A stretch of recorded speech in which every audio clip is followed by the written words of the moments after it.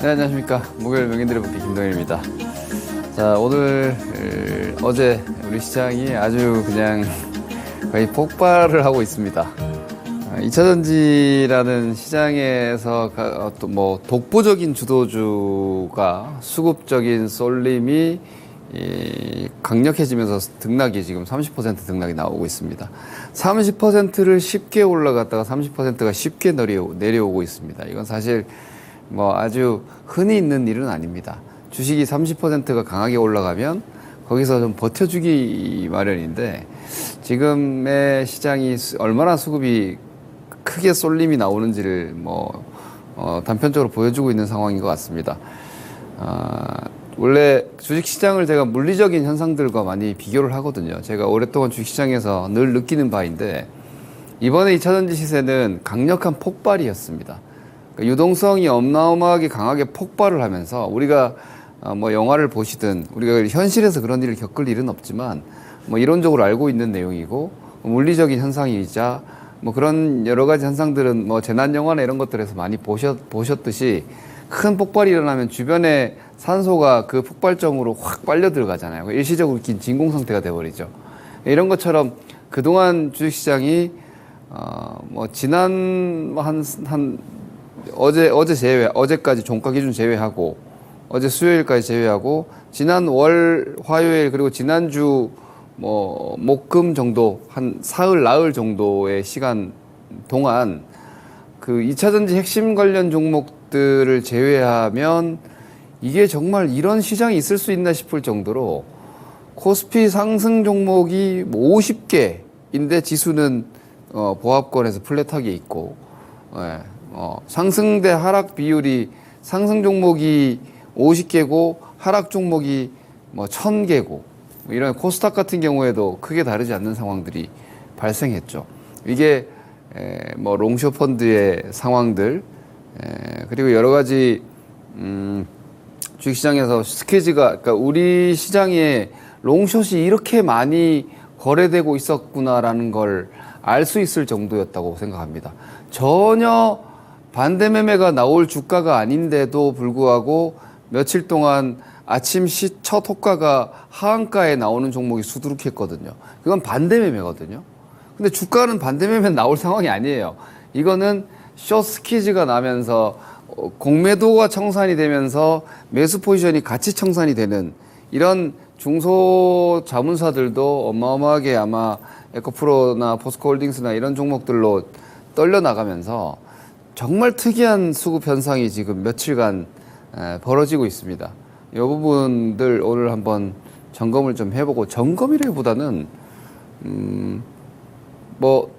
전략 내지는 포지션 내지는 저의 의견 정도를 좀 말씀드리겠습니다.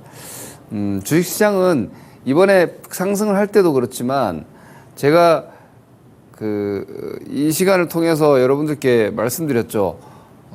저는 과열이라고 본다. 그리고 제가 지난주 금요일 날 더 치고 나가는 걸 보면서 내가 단기적인 과열 포인트를 너무 일찍 잡았구나. 그래서 저는 저평가되어 있는 2차전지 종목군들을 바꿨거든요. 그래서 제가 화요일 날도 여러분들께 이렇게 얘기했죠. 양극재와 이쪽은 내 개인적으로 난 비싸다고 생각한다. 지금의 주가를 따라갈 생각이 없다. 왜냐하면 제 기준으로 너무 비싸다고 생각하기 때문에. 그러니까 정말로 저는 2차전지에 대한 장기적인 성장률을 누구보다 강하게 믿고 있는 사람이지만 그래도 3년 이상의 이익 전망 그 이상의 주가의 상승이 나왔기 때문에 이건 어쩔 수 없이 조정 나온다. 주식은 조정 안 나오는 상승은 없어요. 반등 없는 하락도 없어요.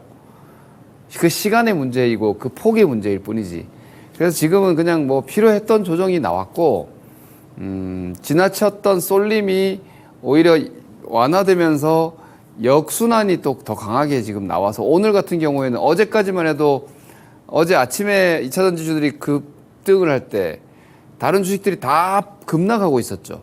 그리고 오후에 2차전지주들이 급락하면서 삼성전자나 일부 종목들이 반등을 했고 오늘은 2차전지주가 추가 급락하면서 삼성바이오나 SK하이닉스 같은 종목이 실적이 예상보다 좀 양호하게 나오고 전망이 괜찮으면서 역으로 오늘 또 삼성하이닉스가 9% 급등하고 삼성바이오가 9% 급등하고 그러면서 또 포스코 퓨처엠 같은 건 또 10% 추가 급락하고 이게 무슨 예, 뭐 정말 뭐 한 몇백억짜리 테마주 등락도 아니고 수십조짜리 종목들이 이렇게 한없이 그 시스템적인 수급으로 가볍게 움직이는 양상들이 전개되고 있는데 제가 볼 때는 그런 과격한 변동성은 오늘 정도까지인 것 같아요. 이제 여기서 이제 조금씩 이제 완화될 것 같은데 이런 전반의 움직임 한번 쭉 빠르게 한번 봅시다. 자, 오늘은 이 부분도 중요하지만 FMC가 있었죠. 근데 FMC가 예상 수준을 벗어나지 않았어요. 0.25% 인상이었고 파월이 어떻게 얘기를 하느냐가 중요했는데 시장이 예상했던 정도. 그러니까 파월이 시장을 크게 실망시키지도 않았고 충격을 주지도 않았어요. 그러면서 그냥 뭐 적당하게 소통하는 정도의 모습. 이건 예상 수준이었기 때문에 FMC가 그냥 무난하게 지나갔습니다. 무난하게. 그러면서 9월 FMC에서의 추가 인상 확률이 뚝 떨어졌어요. 뭐 일단은 이번 인상이 끝이라고 보지는 않는데, 뭐 데이터를 보고 여전히 이거 뭐 예상했던 정도의 반응이거든요. 근데 최근의 데이터는 물가가 좀 빠르게 꺾여 내려오고 있으니까 이번에 인상했으니까 다음번에는 또 한번 멈추지 않을까라는 쪽으로 보면 사실 통화 정책적 관점에서 보면은 시장은 그냥 지금의 기조를 유지하는 상황이 돼 있죠. 일단은 뭐 매크로적인 움직임이나 시황으로는 크게 문제는 없네. 가던 길 가거나 뭐 기술적으로 약간의 뭐 지금 S&P 500인데 이 정도 쉬어도 이건 문제 없잖아요. 그죠? 이 정도는 좀 쉰다고 해서 이게 우리가 주식을 하는데 스트레스 받을 정도의 시세는 아니거든요. 혹은 뭐 좀 더 오를 수도 있는 거고. 근데 이것도 뭐 그렇게 폭등이라고 할 수도 있는 정도가 아니니까 아, 그냥 양호하구나. 시장은 크게 문제 없구나. 다만 이제 미국의 정책 금리가 5.5%까지 올라간 건 사실상 부담이에요. 미국 헤드라인 CPI가 물가가 이거는 뭐 매크로적인 저의 그냥 전망인데 물가가 3%인데 금리가 5.5%면 이거는 비용이고 그죠? 이거는 값이 되잖아요. 그러니까 물건값은 3% 상승인데 비용은 5% 상승이면 이건 실물이 당연히 힘들어지는 거예요. 실물 경기는 더 악화되는 거예요. 그러니까 이거는 물가를 잡았다고 좋아할 게 아니라 물가를 잡기 위해서 금리를 더 올렸기 때문에 결국은 실물은 악화되는 구조로 가는 게 맞아요. 그게 주식시장이 지금 그걸 예상하고 있고 결국은 인하로 가지 않겠느냐라는 이 유동성 기대감이 기저에 깔려 있어서 이 실질적인 경기에 대한 우려보다는 자, 그러면 결국은 이제 긴축은 끝나고 결국 완화로 가지 않겠니라는 통화 정책의 방향 전환, 즉 피벗 기대감이 기저에 깔려 있어서 이 실물 위험보다는 이 유동성에 대한 완화 기대감으로 금융시장만 좋지 실물은 안 좋아요. 여전히 우리도 마찬가지입니다. 그래서 아직도 그 성장주를 보셔야 되는 거예요. 이렇기 때문에 이 구조이기 때문에 아니 금리가 5.5%나 높아졌는데 왜 성장주를 보라고 하느냐. 그거는 이제 인상의 기조는 마무리가 됐고 실물이 더 나빠지기 때문에 그 금리에 대한 민감도가 높은 성장주 이런 개념이 아니라 제가 말하는 성장주라는 의미는 금리에 민감하게 움직이는 테크 기업을 하라 이 얘기가 아니라 말 그대로 실적 성장을 개별적으로 유지할 수 있는 다시 말해서 경기가 그리 좋지 않아도 예를 들어서 전기차라는 모멘텀은 2차 전지도 그렇고 전기차도 그렇고 이건 시대적인 전환 아닙니까? 에너지의 완전한 전환이잖아요. 내연기관에서 배터리를 기반으로 하는 전기 에너지로 시대적 전환이기 때문에 이거는 경기가 부진해도 수요가 계속 되기 때문에 이건 성장주인 거예요. 그러니까 미국의 테슬라도 우리나라 2차 전지 관련주들도 성장주인 거예요.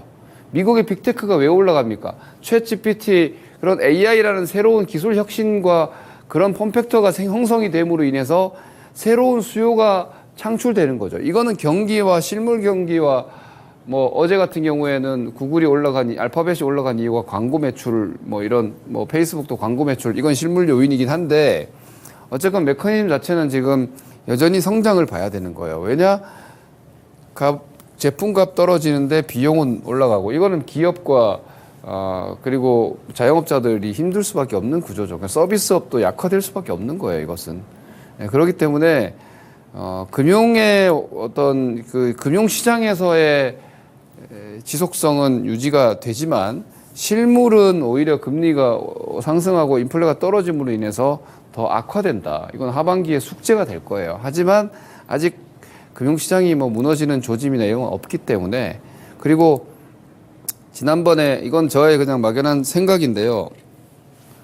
5.5% 지난번에 5.25에서 SBO에서 터졌나 5.2 SBB 사태가 터졌잖아요. 그리고 우리나라도 3.5%에서 지금 새마을금고 그죠? 이런 상황이 생겼잖아요. 부동산 PF 문제들이 계속해서 발생되고 있고. 근데 지금 이게 5.5로 더 올라갔단 말입니다. 그러면은 째깍째깍 뭔가 이렇게 추가적인 이런 리스크 요인이 나중에 또 나올 수 있어요. 저는 그렇게 생각을 해요. 근데 이런 게 나오면은 한번 또 시장이 출렁하겠죠. 그럼 또 유동성 공급이에요. 그럼 장은 또 갈 거예요. 거기에서 또 금리 인하까지 가게 되면 금상첨화고 어쨌거나 이런 게 장애물이 될 수는 있다고 생각합니다. 왜냐면은 이게 이 금리가 성장률이 지금 1.4% 이렇게 나오는 경제 내구성에서 이 5%대 금리, 우리나라 3.5% 금리, 미국이 5.5% 금리를 다 버티지 못할 거란 말이에요. 그런 것들은 뭐 우리가 하반기에 이렇게 추적할 어떤 매크로적인 데이터 내지는 내용이 될 거고 거기서 이제 뭔가 위험 신호가 나오면은 한번 일단 발을 뺐다가 상황을 호전하기 위한 유동성 공급하면 또 들어가야죠. 그건 이제 그때 가서 볼 거고 지금은 아직 그 상황은 아닌 것 같으니까 시황은 뭐 그냥 지수 매크로 시황은 뭐 별 문제가 없다. 이렇게 보시면 되고요. 오늘은 그 부분보다도 지수가 의미가 없어요, 여러분. 시장 지수가 이렇게 그냥 옆으로 가고 있는데 제가 두 가지만 보여드릴게요. 코스닥 지수예요. 오늘 코스닥 지수는 1.8% 떨어졌습니다. 근데 오늘 코스닥이 마이너스 1.87%의 하락인데 오늘 코스닥이 상승이 1251이고요. 하락이 291예요. 1250 종목이 상승하고 오늘 코스닥에서 290 종목이 하락했는데 코스닥 지수가 마이너스 1.87%입니다. 그러니까 이게 지금 얼마나 심한 쏠림이 있는지를 보여주는 부분이죠. 여기에 에코프로, BM, 에코프로, 뭐 이런 종목들이 포함이 되다 보니까 시장이 마이너스 1.87%로 왜곡되어 있는 거예요. 오늘 이런 종목들이 10% 이상 떨어지니까. 그러니까 오히려 어이구 땡큐 이러면서 이 종목들이 올라간 거예요. 이 쏠림이 지금 좀 과하게 심합니다. 근데 이게 뭐 오늘 정도의 쏠림 그리고 이건 역으로 지난주까지는 2차전지 관련한 종목들만 상승을 하고 나머지는 다 떨어졌잖아요. 근데 지수 안 떨어졌잖아요. 예, 그러니까 이건 세상 만사가 작용이 있으면 반작용이 있고, 세상 만사 작용이 있으면 반작용이 있고, 관성이 있고, 반작용이 있고, 그리고 원심력이 있으면 구심점이 있고, 뭐 이런 것처럼 이치대로 움직이는 주식도 아니 뭐 주식을 얘기하면서 물리적인 현상을 저렇게 자꾸 얘기하나? 주식이 이 사람들의 어떤 그 심리적인 쏠림과 그로 인한 반대급부로의 심리 전환 이런 것들이 물리 현상과 너무나 비슷해요.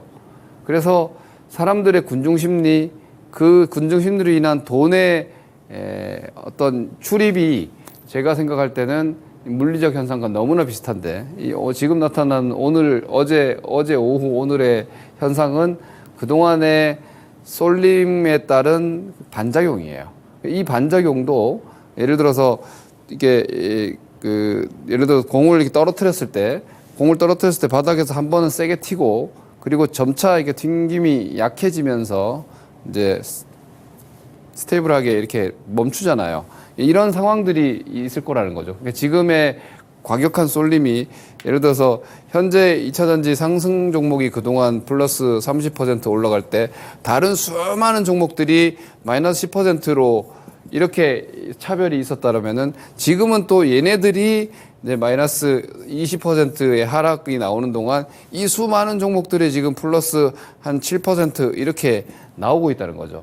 이건 이제 점차 줄어들 거예요. 점차 이 괴리가 줄어들면서 이제 또 제각각의 움직임이 또 나올 겁니다. 근데 그런 상황으로 인식을 하시고 이게 제가 어제 이 부분이 과연 어떻게 될까? 이게 과연 어떤 신호일까를 저도 단정할 수 없어서 상황을 봤는데 지금 여러분 고객 예탁금이 55조예요. 55조가 예탁금입니다.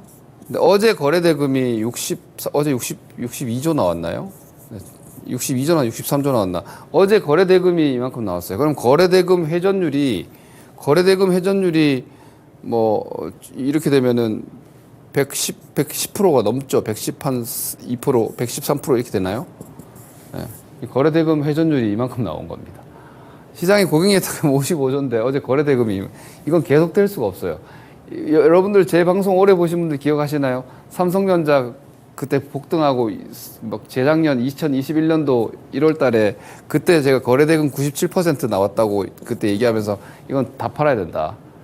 그때 시장 고점이고 다 팔아야 된다. 이 광란의 폭등은 끝났다. 제가 이런 얘기하면서 현금화했던 시점에 거래대금 회전율이 97%였거든요.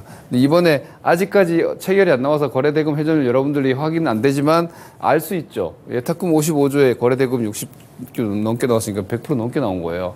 그러면 그래서 제가 되게 고민, 이 거래대금 회전율이 이렇게까지 많이 나온 게 설마 이게 시장이 고점인가 여기가 고점이야? 왜 거래대금 회전율이 이렇게까지 많이 나왔지?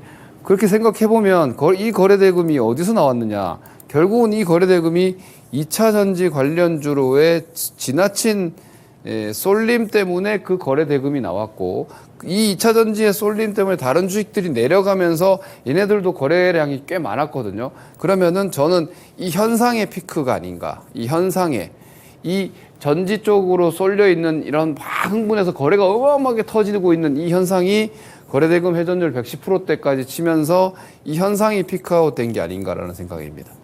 그래서 일단은 지금 현재로서는 이번에 시세가 발산된 2차전지 관련 핵심주들의 시세는 단기적으로는 일단락이 되었고 그 일단락 된 데 대한 충분한 기술적 조정 과정이 필요하게 되었다는 생각입니다. 제가 그림으로 잠깐 한번 보여드리면 자 그리고 그 시가총액 상위 오늘 지수가 이상하게 움직인 이유는 뭐 당연합니다. 제가 한번 보여드리겠습니다.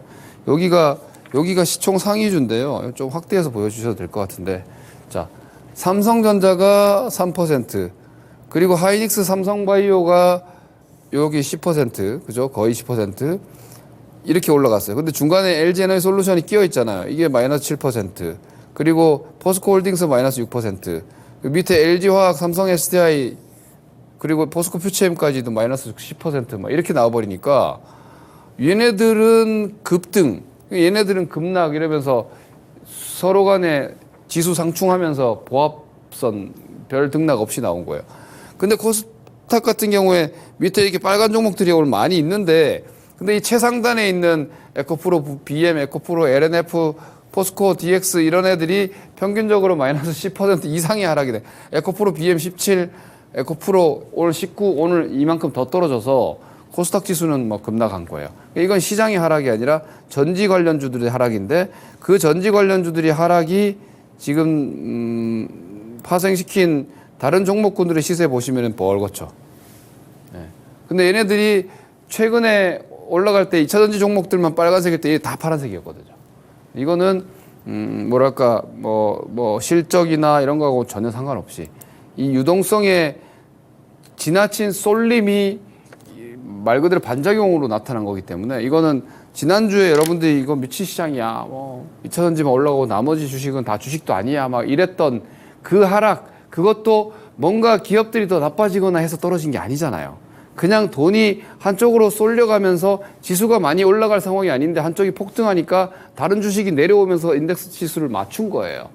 그리고 롱숏들도 위쪽으로 스키즈 나니까 아래쪽으로 롱 청산까지 나오니까 밑으로도 반대 매매, 위로도 반대 매수가 나오니까 위로 쏘고 아래로 던지는 상황이 되면서 지나치게 위아래 쏠림이 나왔던 거고, 오늘 현재는 그 반대급부니까 이건 정상적인 시세가 아닌 거예요. 이 정상적인 시세가 아닐 때 시장을 어떻게 판단을 해야 되냐면, 기본적으로는 여러분들의 보유 주식과 관심 주식에 대한 펀더멘탈과 성장 전망 실적에 따르는 게 맞아요. 왜냐면 이게 주식이 움직이는 게 산책하는 강아지라고 합니다. 이게 사람이 견주가 이렇게 이 궤적으로 걸어갑니다. 산책로가. 그러면은 이 강아지 리드 줄을 잡고 이렇게 가면은 강아지들은, 특히 애기 강아지들은 막 뛰어가죠. 좀 나이가 든 강아지들은 그냥 보면, 여러분들 산책하시면서 보면 나이가 좀 있는 강아지들은 견주 옆에 딱 붙어서 이렇게 가는데, 아기 강아지들은 특히 막 계속 뛰어다니거든요, 나가면. 그리고 그걸 또 뛸 수 있게 이 동반자들이 줄을 이렇게 잡았다 놨다 할 수 있는 리드 줄을 많이 사용합니다. 그럼 강아지가 이렇게 쫓아갔다가 또 여기 견주가 이렇게 걸어가니까 일로 다시 오죠. 그리고 또 반대쪽으로 막 이렇게 걸어갔다가, 그죠? 계속 가는 거예요. 그냥 그 견주의 방향은 이렇게 계속 갑니다. 강아지는 일로 갔다가 일로 갔다가 일로 갔다가 일로 갔다가, 이게 주식의 파동이고 등락이에요. 그래서 주식 시세를 산책하는 강아지에 비유하고, 그 산책을 시키는 견주가 뭐예요? 견주가 기업이에요. 기업. 해당 기업이 성장을 계속 하고 있으면 과매수 들어갔다가, 혹은 뭐 수급적으로 과매도 갔다가 다시 원을 복귀하고 또 과매수 들어갔다가 이렇게 간다는 얘기죠. 그렇기 때문에 지금은 이제 이 현상을 이것도 과매수라, 이것도 과매수라고 여러분들이 이해를 하고, 지금 떨어지는 이것도 그래, 이 과매수가 났기 때문에 회귀하는 과정이라고 생각을 하면 됩니다. 그러니까 이런 급등이 계속되리라고 여러분들이 기대했다면 그건 너무나 어떻게 보면 순진하신 거고, 주식의 구조를 잘 이해를 못한 거고, 그래서 지금 상황에서 다시 또 막 2차 전지를 막 걱정을 하고, 그 상황은 아니에요. 이건 이제 시세를 걱정을 하는 거는 타당한데, 어떤 전지 산업 자체는 여전히 앞서 말씀드렸던 시대적인 성장 산업이라서 뭐 무너지거나 그러지는 않아요. 다만 단기적으로는 좀 힘들 거예요. 제가 근데 에코프로 BM으로 제가 에코프로 BM을 얘기를 많이 하니까, 저는 에코프로 BM이 역시 이건 진짜 비싸다고 생각하거든요. 제가 예전에 불과 3달 전에 여러분들께 그렇게 얘기했죠. 30만 원 비싸고 20대는 싸다고 생각한다, 저는. 이렇게 얘기했어요. 얼마 안 지났어요. 근데 60대 쓰니까 얼마나 비싼 거예요, 이거는. 지금은 좀 내려오고 있죠. 근데 주가가 고점 대비해서 마이너스 30%, 35%가 떨어졌어요. 지금 최고점 대비해서. 이 한 달 동안 마이너스 30% 떨어졌거든요. 근데 이게 이틀 동안 마이너스 35% 떨어졌어요. 그러니까 어제 고점 대비해서 오늘까지의 기술적으로 보면은 과매도가 맞아요.